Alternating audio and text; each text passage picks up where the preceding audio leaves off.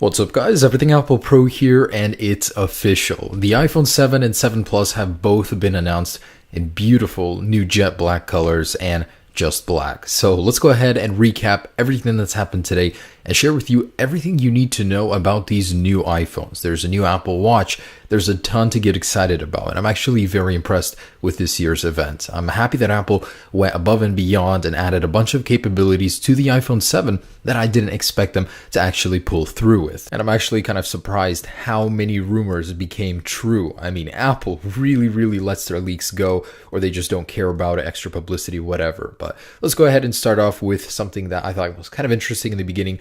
Apple announced some updates to the App Store, and Mario is coming to iOS. So if you're a fan of Nintendo, there are going to be more games coming in the future. Also, Pokemon Go for the Apple Watch. So not only is it going to be on your iPhone, now you're going to be able to do it on your Apple Watch as well. There are going to be some cool enhancements, so where you'll be able to use your Apple Watch while walking, get alerts, all that good stuff. So none of this would be awesome without an Apple Watch with improved battery life and improved internals. That's why Apple went and announced the Apple Watch 2. They were very happy with how the first generation did, so they wanted to improve it in the ways that they could. They're calling it the Apple Watch Series 2. It's now water resistant up to 50 meters. So swim proof is what Apple calls it. You can actually use it in the water. It's been tested extensively. It's got all the seals and waterproofing necessary to perform in the real world. And those speakers that eject water, that patent we talked about earlier, Apple actually went and put them into the new Apple Watch. So that is really cool. After a workout, it's going to emit a frequency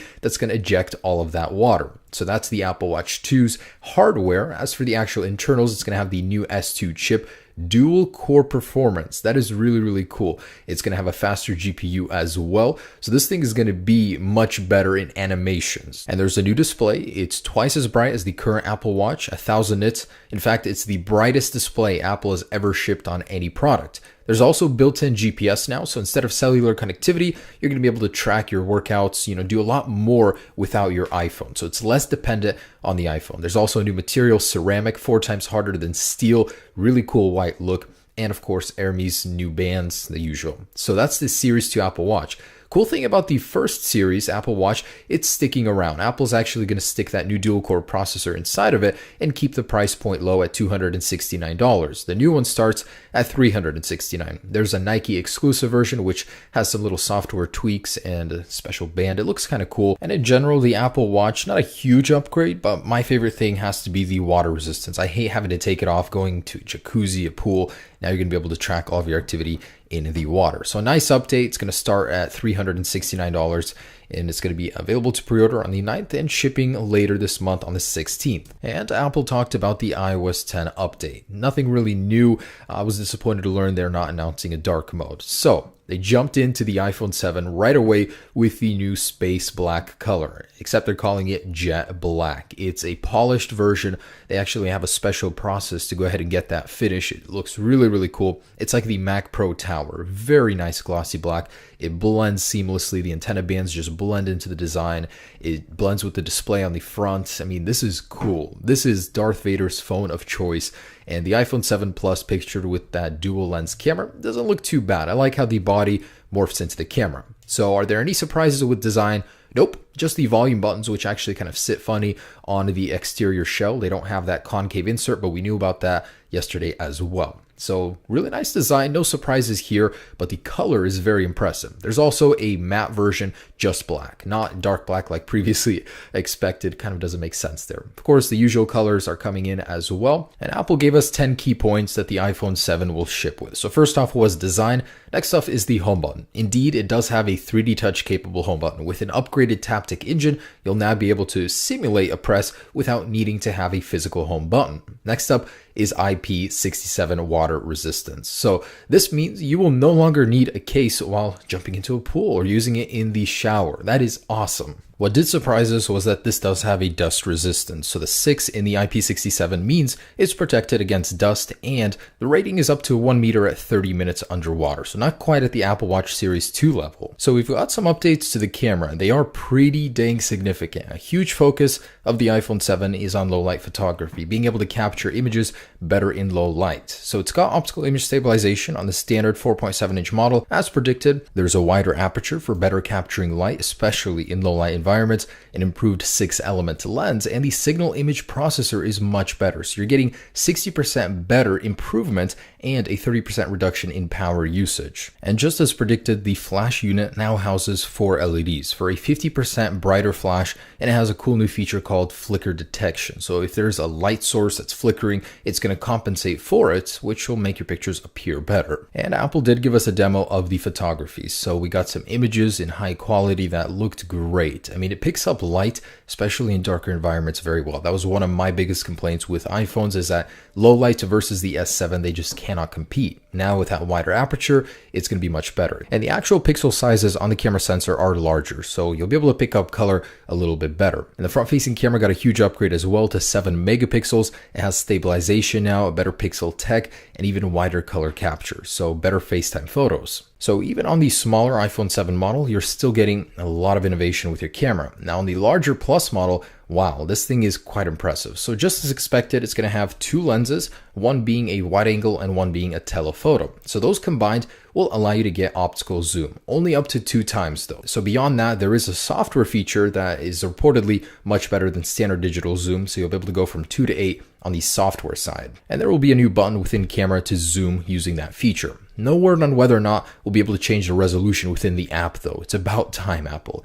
So there's a new feature they did demo on stage. I thought it was pretty cool. New depth map software will process a photo and allow you to add bokeh to a photo without necessarily needing a crazy camera for it. There's a new portrait mode which will allow you to get photos just like this off of your iPhone. That is so cool. Now that's not coming immediately at the release. It's going to come in a software update later on in the year. Next update was to the display. So it will be 25% brighter now, and it supports a wider array of colors. So that's the P3 color gamut I was talking about. No word on the True Tone display feature yet. I'm still hoping it's going to be added as one of those little silent features Apple doesn't mention at the keynote. Apple did an upgrade to the speakers as well. As expected, one of them on the bottom is fake. The other speaker, stereo speaker, is in the actual headset speaker on the front of the display. I think that's pretty damn cool. It's going to allow for a wider sound. It's going to be more immersive, I think. Apple did talk about why they're going wireless. It's an old tech. They wanted to make room in the iPhone for future technology, and space comes at a cost in such a small little design. So they wanted to go wireless,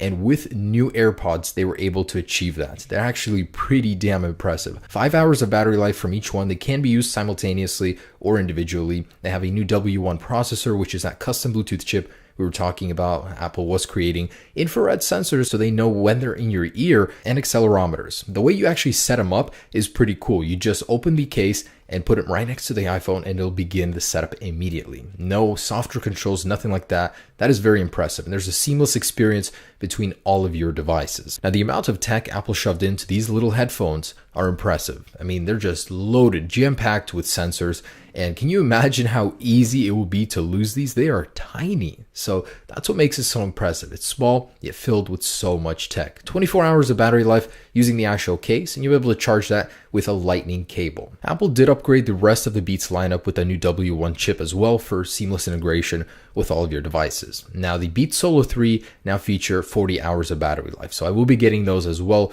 and I think they're going to feature the new gloss black color, if I'm not mistaken. The 9th point was specific iPhones in Japan to support their version of Apple Pay, Felica, I believe that's how it's pronounced. That's going to be available later in October, so a hardware exclusive just for Japan. And lastly, we get to performance. This one is very, very impressive. So the Apple A10 chip is now quad core. You're getting 2 processors that are based on efficiency and 2 on high performance. In general, 120 times more powerful than the very first iPhone. So 2 of these cores are going to run at a very slow pace at 1/5 of the total power. The rest are going to be very high performance. So whenever you need them, there's a special software that'll determine which applications need which side of the processor to run on. Graphical performance is 50% improved while only needing 2/3 of the power of the A9 chip to run at the same pace. It's 240 times faster than the original iPhone. That is pretty impressive. And they did give some demos of what this raw power can do. What impressed me the most was an Adobe Lightroom, which has 90% of the features of the desktop version.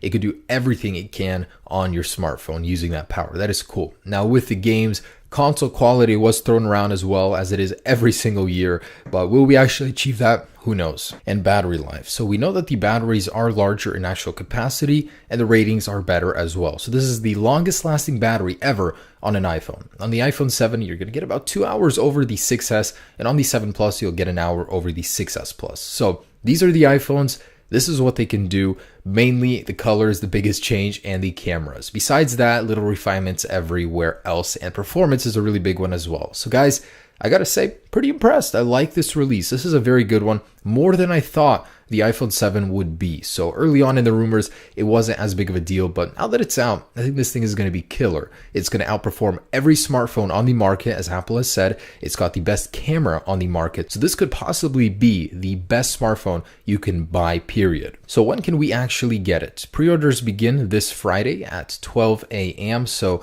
the night of Thursday, get online. Prices stay the same of the iPhone 7 as the 6S at $649 and for the 7 Plus. So Apple made a little joke, which gave me a little heart attack, that they're going to start at 16 gigabytes. I was like, no, but they're actually going to 32, 128, and 256. So very good pricing. The 6S gets bumped down to middle class, and of course, the iPhone upgrade program is still in full effect. The actual get in your hands release date will be on September 16th. So that was previously expected to be on the 23rd, but first on the 16th, and then it went back to the 16th. So I'm very excited. We're very, very close, guys. We're going to have this in our hands very soon. iOS 10 will drop on September 13th. We should be seeing a GM here any moment, and the AirPods later in October. All right, guys, so that's my quick overview of what happened today with the iPhone 7, 7 Plus, and Apple Watch 2. Stay tuned for many videos. I'm going to be covering everything. Have a great day. Let me know what you think down below in the comments. I would love to hear it from you. How was today for Apple? Peace.